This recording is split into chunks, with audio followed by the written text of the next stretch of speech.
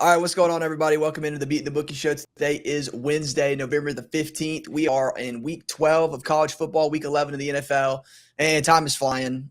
Sadly, the seasons are drawing near to an end. We've got, 2 weeks left of college football before bowl season? And, of We course, we got got 7 for 3 NFL. weeks, 3 weeks 2 weeks? plus. 2 weeks plus conference championship week. So 3 weeks really before college bowl season. But we've got about half the NFL season left. So It's still a crazy how lot to fast take all of care it's of. going, man. Crazy how fast all of it's going. Luckily, though, like you said, half the NFL season, week 11 over there. And, things are getting pretty interesting on in both leagues, I could say. But pretty Yeah, good weekend. it doesn't really matter what we bet on. Yeah. We do well in every sport pretty much. Like yesterday, 17-1 across 4 sports. Our What only was the one loss loss? is the Capitals Knights over 1.5 first period, and it was 1-0. And the Really goal was should have taken hit. away, right? Yeah, really should have hit there, but we didn't. So that was our lone loss. Went 4-0 soccer. Only went 17-1. 4-0 soccer, 6-0 college basketball, which college basketball this year has been amazing. Beautiful 3-unit winner last night. 25-12 on the year. And every play over 1 unit has won. So then also 6-1 NHL last night. We're 95-67 on the year right there. So it's been a great year. BeatinTheBookie.com is where you sign up. And then Maction, we went to 6-0 on the year last night. Love Maction. It's the best. Tuesday night Maction. Wednesday night Maction. Tonight it's the best. And I just can't wait for tonight's Maction. We got a couple good games. So it's hard to beat that midweek college football game, man. And a Tuesday night and a Wednesday night, which are normally just, boring nights for sports. Having these Maction games, I can't get enough. Let's dive into the board this week. Number 1, Georgia, 9.5-point favorites. They're going up to Tennessee, Neyland Stadium. Number 18, Vols, total set at 58.5. Georgia's coming off an absolute just destruction of Ole Miss, 54 points. It was 14-14 there for about, 3 minutes. And it just went absolutely terrible for Ole Miss. And Georgia looks unbelievable. 9.5 points, man. Kirby's covered that every single time they've played them since Kirby's been a coach. What do you think? Yeah, the problem with Tennessee is they don't really have any good wins on this year. Their best win might be Kentucky, right?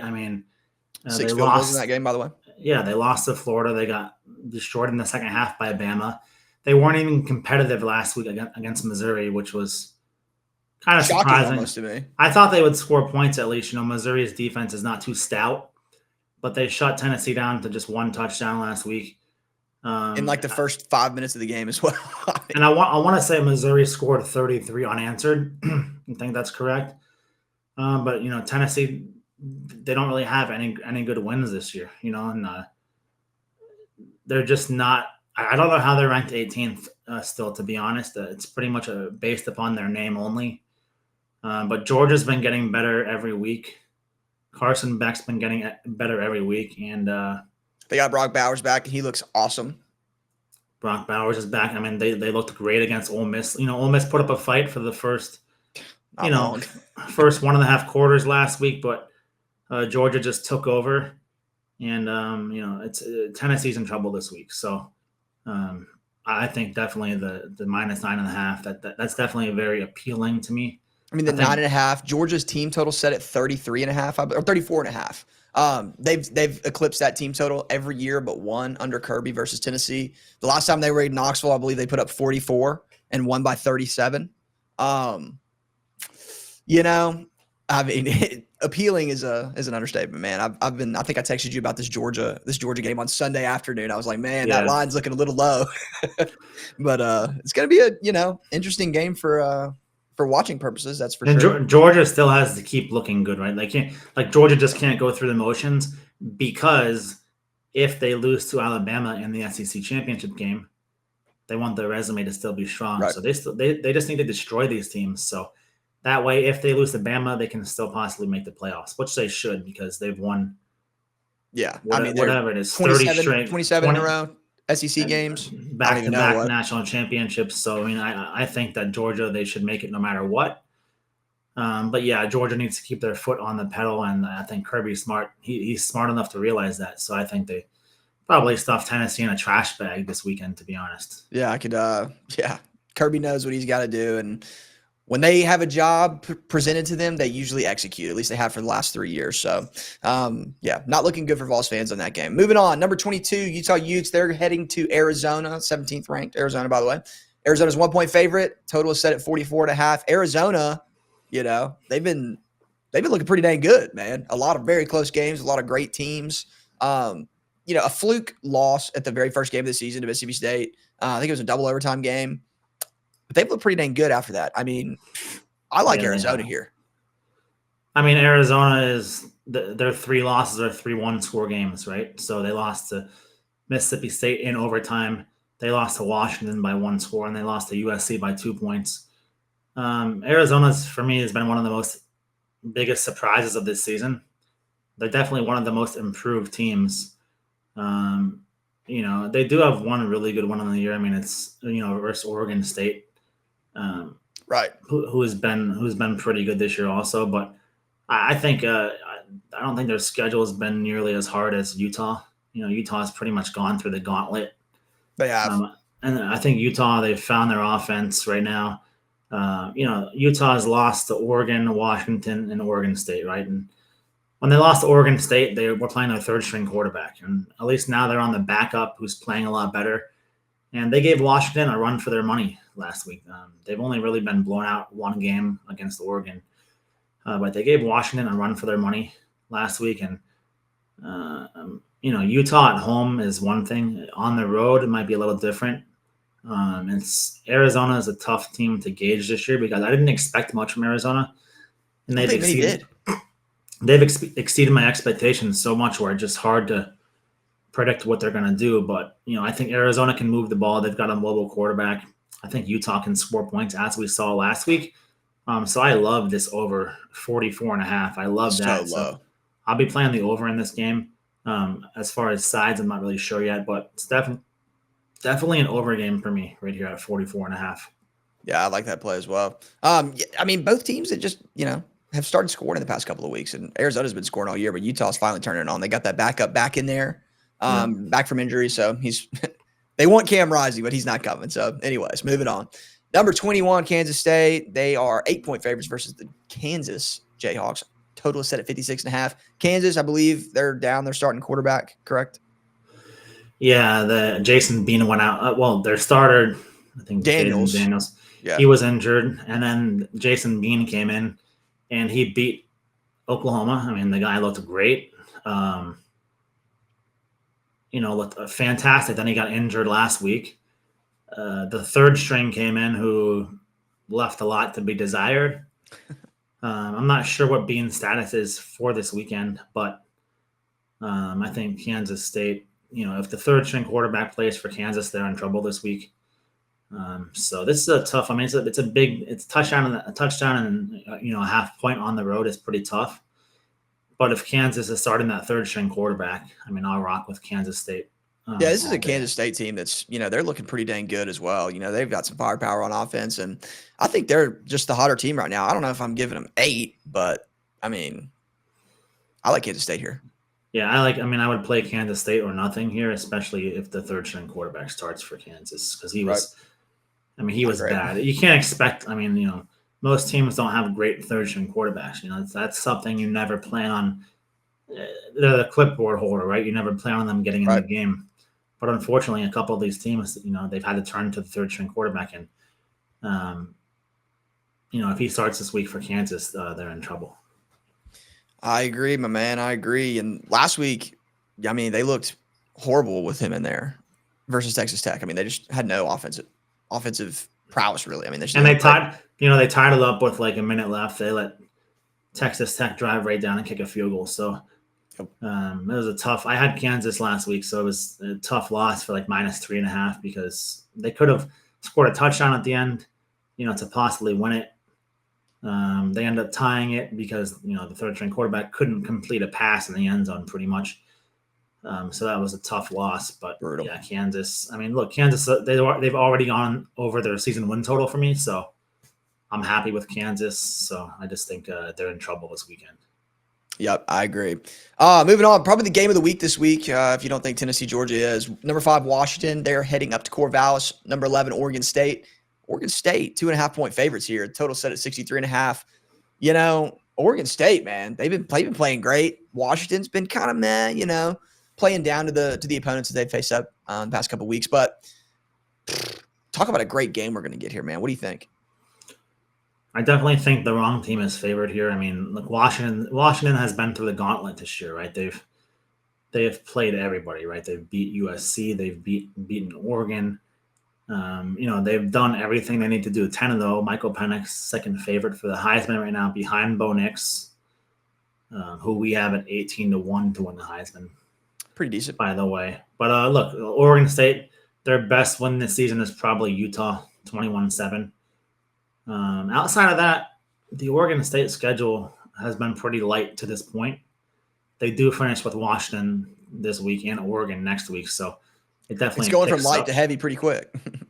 It is, but I just with DJ Ugalele or whatever. Uyunglele. DJ. I just you never know which one of him is going to show up. He plays different week to week, and I think this Washington team is I think this Washington team is just determined to make the Pac-12 championship undefeated, right?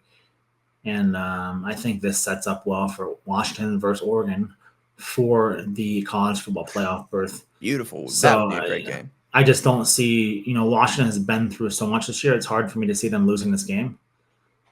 So I definitely will take Washington +2 in this spot, or at least look at Washington team total, something like that, because Washington has found their, I talked about last week how their offense, after they had beaten Oregon, didn't look great for a couple weeks.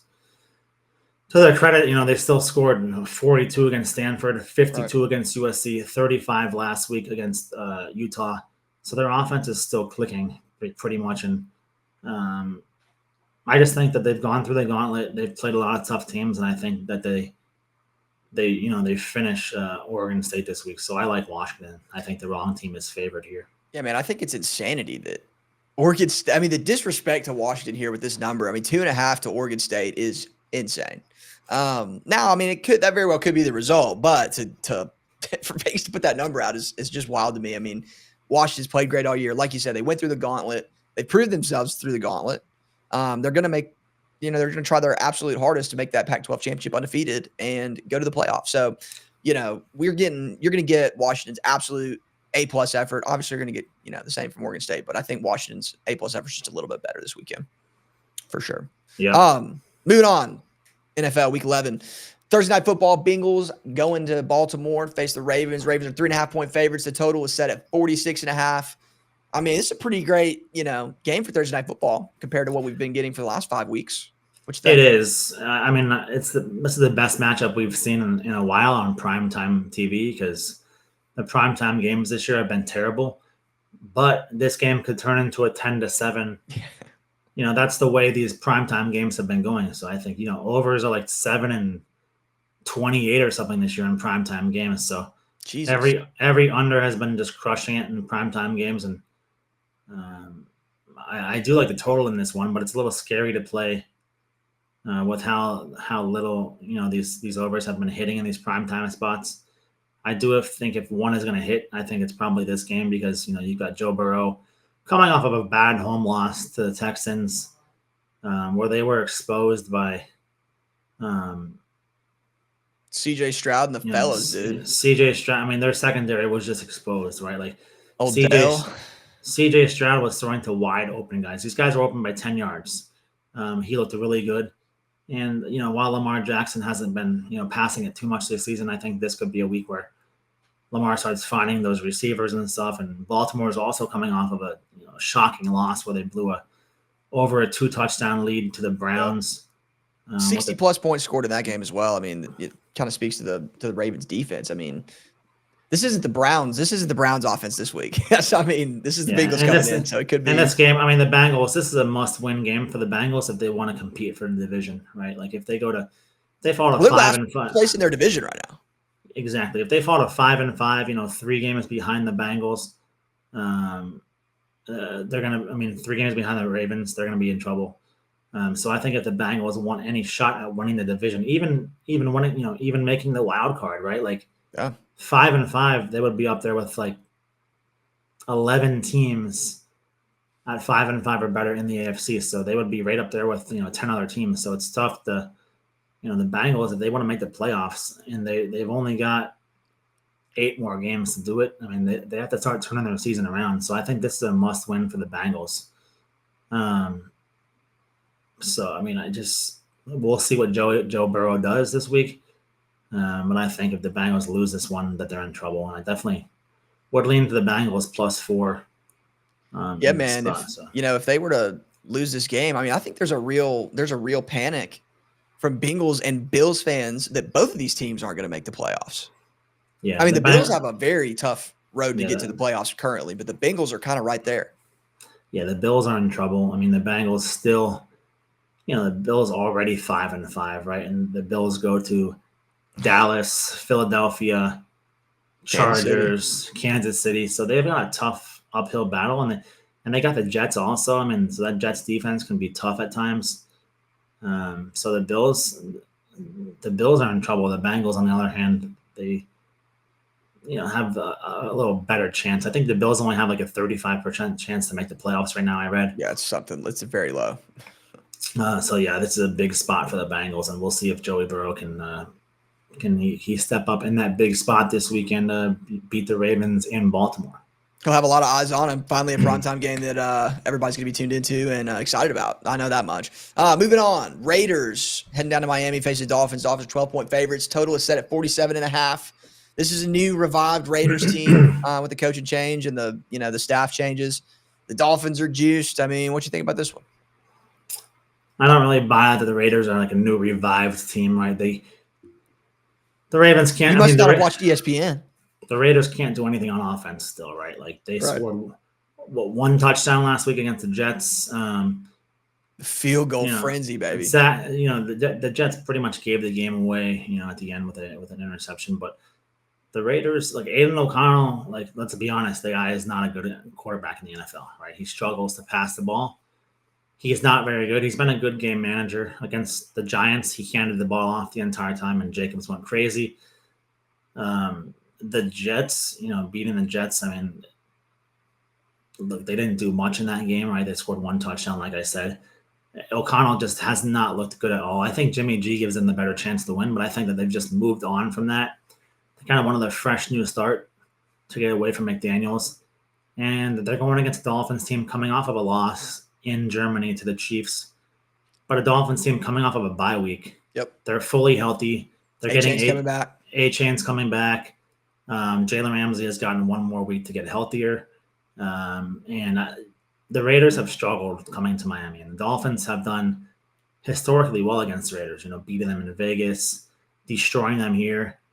And I think Aiden O'Donnell or O'Connell, I think he's in trouble this week. And I could see the Dolphins winning this game, to be honest, by like 3 touchdowns. So I think the Dolphins definitely cover just because they're coming off that salty taste in their mouth of the loss. Oh, yeah. And I just don't think the Raiders, I mean, maybe their defensive line is solid, but Dolphins' offensive line has been very good this year, blocking for Tua. He's only been sacked a handful of times. Crazy. What a switch up. And with Achane coming back also, I think that they will have success running the ball. And Achane, he led the league in rushing and rush touchdowns and total touchdowns when he got injured. Yep. Now he's back and he's going to be fresh. 2-headed monster at running back again. So I think that the Raiders are definitely in trouble this week. I agree, man. Moving on, Steelers heading up to Cleveland, take on the Browns, 3.5-point favorites. Total set at 36.5. Hey, crazy news coming out of Cleveland. Deshaun Watson out for the rest of the season. Whew, man, he's making that money. What do you think? He injured his shoulder, cashing too many checks for doing nothing. Look, the Browns. Look, between P.J. Walker and Deshaun Watson, has there really been much of a difference this year between the two of them? Not really. Their defense has played well. Their defense has kept them in games, has won games for them. Their running game has won games. They've got a couple lucky bounces. they're going against a tough Steelers defense, and Kenny Pickett, who's kind of getting better week to week. The Steelers' offense is getting better week to week, and I think they're 7-3 right now. Yeah, amazingly. Steelers, which is shocking because their talent. I mean, their offensive talent is below 500, right? But this just goes to show you. I tweeted every year like Mike Tomlin has never finished under 500 in any season as a Steelers coach. I mean, the guy is one of the most underrated coaches in the NFL, in NFL history, right? Probably a Super Bowl champion. So I think, look, PJ Walker, like he's used to playing the Steelers. It's gonna be a tough game. I mean, I don't really like to lay points with the Steelers in Cleveland, right? So, and this could be another like 7-3, 10-3 game. So that total looks, a little sketchy to me. Yeah, it can. So especially, I don't really think PJ Walker is going to lead them up and down the field, stuff like that. But actually, the Steelers are getting points, right? They're 2.5 point dogs. So probably take the Steelers in this spot. Both teams are 6-3. But Cleveland, it's the good thing for the Browns is they're used to playing without Watson. So PJ Walker's, that's true. He's well fit to play. But at the end of the day, I think PJ Walker, he shows flashes of being a solid, serviceable quarterback, but then he also makes some really bad passes. And I think the Steelers are just clicking right now. And, they got to win last week, and their defense, wasn't really even playing that great last week, but they still managed to move the ball up and down the field offensively. So the Steelers, their offense is getting, more and more traction weekly, and I think the Steelers. You're not hearing, deafening Fire Canada chants anymore. You're still getting some, though. Yeah, for sure. Moving on, the huge NFL game, Monday Night Football, Eagles versus the Chiefs. They're at Arrowhead. Chiefs are 2.5 point favorites. Total set at 45.5. Man, game of the week for sure. This is going to be a good one. What do you think? I mean, it's going to be a very good game. Super Bowl rematch, right? And Philly, they really want this one coming off the way they lost at Super Bowl. And they've looked, Philly has looked a lot better than the Chiefs have this year. The Chiefs kind of just been going through the motions, right? Like they don't really have. They're not dominating opponents like they have been in years past. They're not. Their receivers haven't been playing great. I mean, against the Dolphins, they scored 0 points in the second half. Crazy. They only scored 2 touchdowns on offense. They had 1 defensive touchdown on a fumble return. But Mahomes did not look great. I think Travis Kelce had 2 catches for like 20 yards. So Dolphins shut him down. In the Philadelphia defense, they're pretty good, right? They hit hard. They're very experienced, and they know what it takes. And I think the Eagles, they've got revenge on their mind in this spot. Oh, it's been on their mind for a while. So, Kansas City, like it's. You don't know what to expect. The Chiefs are hard to gauge because it's very hard to bet against Mahomes because the guy's the best quarterback in the NFL. For so many years, it's been foreign to even try. He's been one of the best quarterbacks in NFL history. It's kind of like when you faded Tom Brady. It's I don't really want to. It's tough to fade a great quarterback. It was tough to fade Peyton Manning, tough to fade Tom Brady. It's tough to bet against Patrick Mahomes. But I think regular season game. It should be cold there. And the Eagles, they will be well prepared for it. And that stadium will be booing the Eagles, and I think the Eagles can thrive about that. So I think this is a game where the Eagles can win, obviously. But it's gonna be a good game. I'm not gonna sit up here and say the Eagles are gonna, mark my words, the Eagles are gonna destroy the Chiefs because I don't want people to take a 5-second clip and be like, hey, what were you talking about? And you want to retract that. So I think this will be a good game, and it's got a low total also. But it does. It's gonna be 48 degrees, no rain, overcast, 16-mile-per-hour winds. So yeah, I'm looking forward to that. We finally get a good primetime game and 2 primetime games this week actually. So blessing us, thank God. Definitely looking forward to that. Finally getting us some payback for like we said, the previous 11 weeks of just criminally bad primetime games. But yeah, Chiefs, Eagles, that Monday Night Football game, going to be so good. So good. Anything else you want to touch on in the NFL? Yeah, I mean, it's pretty much it. We're into week 11 now, so we've got 18 weeks of the season. So I've actually all the packages on site have been prorated for how much time is left in each football season, college and pro. So we've still got a good amount of NFL, almost half the season left. So we'll see the movers and shakers in the next few weeks. We'll see who's for real, who's a faker. And I'm just looking forward to it. We've got everything going on right now. Football, hockey is going strong. We've got college basketball, which has been amazing, right? Like 6-0 last night with a 3-unit winner and 25-12 on the season. We've had 9 days of college basketball season and we haven't lost one day yet, right? So man, it's hard to beat that right there, man. Talk about a great start to the season. It's been consistent, and that's really what we try for here, just consistency. So looking forward to another big weekend, and then of course next week we've got Thanksgiving. Yep, a little Egg Bowl action next Thursday. Which should be fun. And Mississippi State's searching for a new coach. They are. We didn't even touch on that. Jimbo Fisher fired. Zach Arnett fired from Mississippi State. Oh Lord. Zach Arnett. I mean, the guy sucked. I mean, he got screwed by Mississippi State, in my opinion, by not being an interim. They hired him and then fired him. So now he's got hired and fired in the same year on his resume. Criminal. And Jimbo, I mean, it's hard to feel bad for that guy with $70 million buyout. Hey, by lunchtime today, he will have already made $21,000 today.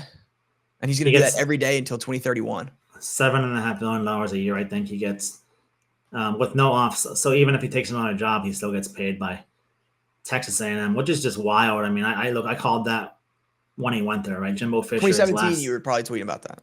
His last year at Florida State was a total failure. The team, FSU, basically went into a football recession because of the guy. He just he basically won with Willie Taggart's players. And he won with Jameis. That's about it. When Jameis and Dalvin Cook left, it was basically a two-man team.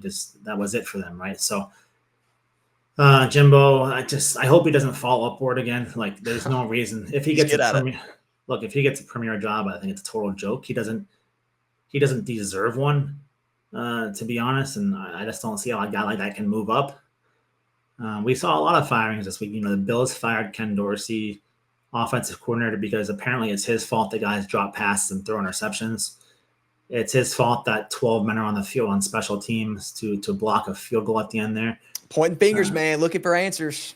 They are. So we're seeing this is the time of the season where teams, coaches who are on the hot seat, they start firing their assistants to try to take some heat off, right? And this is like straight out of the Al Golden and Manny Diaz playbook. James Franklin. James Franklin fires his offensive coordinator a couple days.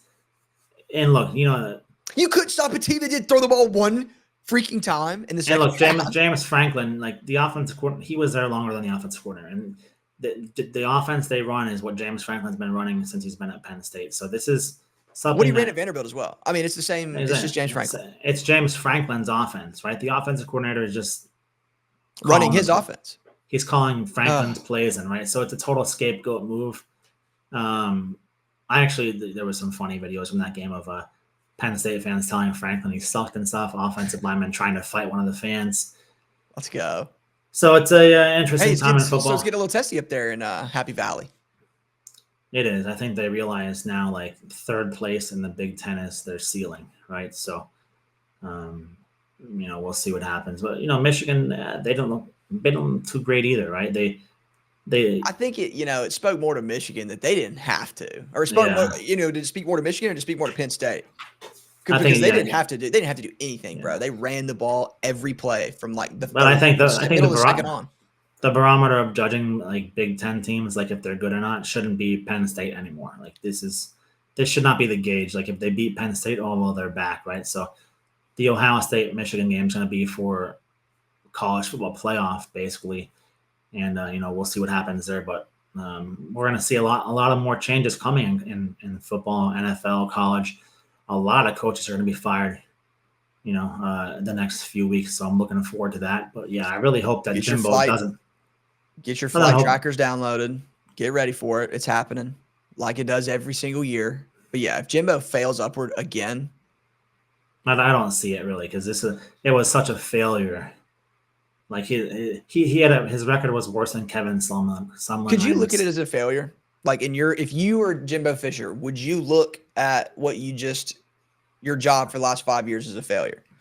Yeah, because he got those pre-made national championship trophies. Remember that? They said Texas A&M national champions 2000, and then like left the blank the last. And he got those pre-made. You know, he got his his cowboy boots when he first got there. Failure, you know. I open my banking app and I see, you know, just a shit ton of money. I mean, it's a failure on the field, but not for his finances. And you know, to be honest, I would, if somebody paid me $70 million and wanted to fire me, I'd gladly clear out my office and take a year smiling, off. Dude. It's like Coach Orgeron when he got fired down there at LSU. That, you know, we're going to buy you out of your contract. We're going to give you $17 million. Well, which door you want me to go out, man? Yeah. I mean, exactly. How else could you react? So, I mean, it's a failure on the field performance-wise, but for the bank account, I mean, not really a failure at all. But, you know, good for Jimbo. Good for him. Yeah. He shouldn't have got that much to begin with, but he got it. And all these guys, I mean, he should give Nick Saban 50% of that money. Oh. Right? The only reason he got that money?